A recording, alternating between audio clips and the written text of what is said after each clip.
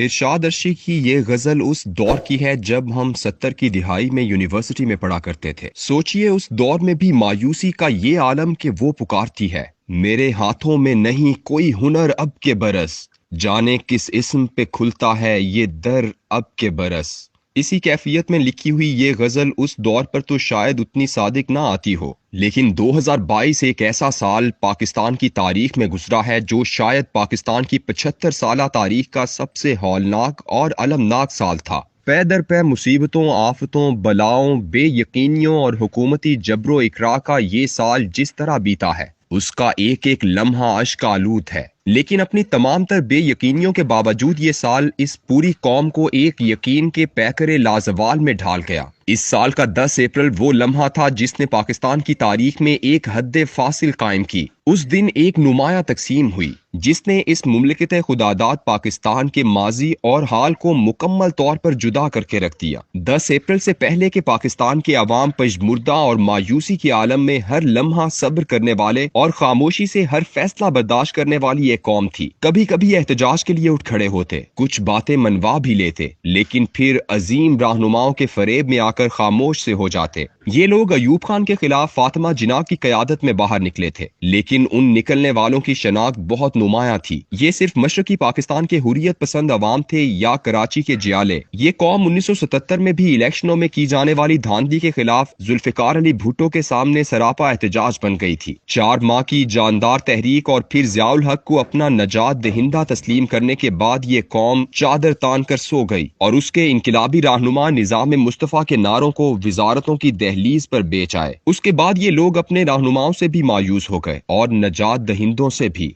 इन्हें इस बात का खूब इदराक हो गया कि ये दोनों इक्तदार की बंदर बांट में बराबर के शरीक हैं। ये दोनों हम जोलियां हैं जो बारियां बदलती रहती हैं। इस 45 साल के अरसे में इस मुल्क पर जो कुछ बीता, उसमें हुक्मरानों की बददियानती और नाअहली के साथ साथ अवाम की बदतरीन खामोशी भी शामिल थी। पाकिस्तान को 1970 से लेकर अब तक जिस तरह आलमी कर्जों की जंजीर से जकड़ा गया, उनमें से गुज़श्ता 45 साल बदतरीन थे। उस दौर में 2 पार्टियों ने पाकिस्तान पर नजात दहिंदों की सरपरस्ती में हुकूमतें की और खुद एक नजात दहिंदा भी बजाते खुद हुक्मरान रहा, जिसने इन्हीं दोनों पार्टियों के अरकान असम्बली को मिलाकर अपनी एक मंजूर नजर पार्टी बनाई। लेकिन बेनजीर से नवाज शरीफ और फिर शहबाज शरीफ तक आते आते ये कौम 62,000 अरब रुपए और तकरीबन 274 अरब अमरीकी डॉलरों की मकरूज हो गई। और अब हमारी हालत यह है कि इस साल के इख्तिताम पर हमारे खजाने में 5.82 अरब डॉलर मौजूद थे और हमने इस साल में मार्च तक 8 अरब डॉलर सिर्फ उन कर्जों का सूद और किस्त अदा करना है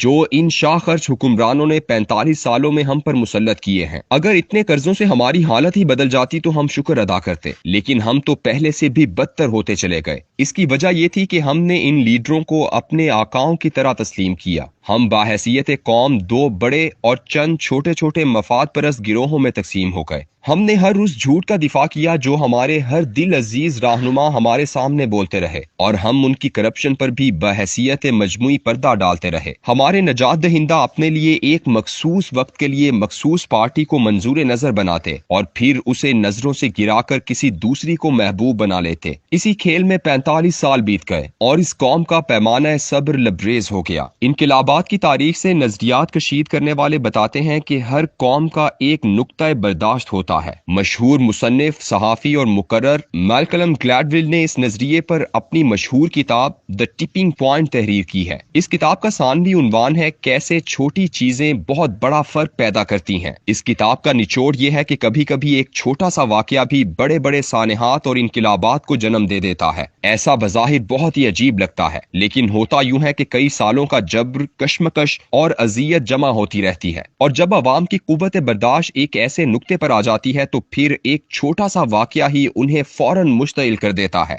इसकी मिसाल यूं है कि आप एक गधे पर मुसलसल बोझ लादे जाते हैं, एक एक लकड़ी करके 1000 लकड़ियां तक लादते हैं और वो बर्दाश्त कर लेता है। लेकिन जैसे ही आप 1001 लादते हैं तो वो हड़बड़ाकर बहुत कुछ गिरा देता है और मजीद बोझ उठाने से इनकार कर देता है। पाकिस्तान की तारीख में 10 अप्रैल 2022 इस नुक्ता बर्दाश्त का दिन था और 2023 इस यकीन का साल होगा कि हम अब इस काबिल हैं कि सब कुछ बदल सकते हैं। अपने तमाम मुआशी, सियासी और इंतजामी हवालों से ये बदतरीन साल था। सिर्फ दहशतगर्दी के वाकयात में 4 गुना इजाफा हुआ। पूरे मुल्क में 376 दहशतगर्द हमले हुए, जो कि गुज़श्ता कई सालों के मुकाबले में कहीं ज्यादा थे। गुर्बत, बेरोजगारी, महंगाई, बीमारी और अफलास में बेपनाह इजाफा हुआ। अवाम की कुव्वत खरीद भी खत्म हुई और हुक्मरानों की हवस इक्तदार भी बढ़ती रही। मुल्क पूरा साल एक तहरीक के आलम में रहा। लेकिन इस सब के बावजूद पाकिस्तान की 75 साला तारीख में नजात दहिंदों के पांव तले से जमीन निकल गई। पहली दफा 17 जुलाई 2022 को उन 20 सूबाई मेंबरान असम्बली की सीटों पर इलेक्शन हुए जो पार्टी वफादारियां तब्दील करने पर नाअहल हुए थे। ये सीटें कभी नजात दहिंदों के कंट्रोल में हुआ करती थीं।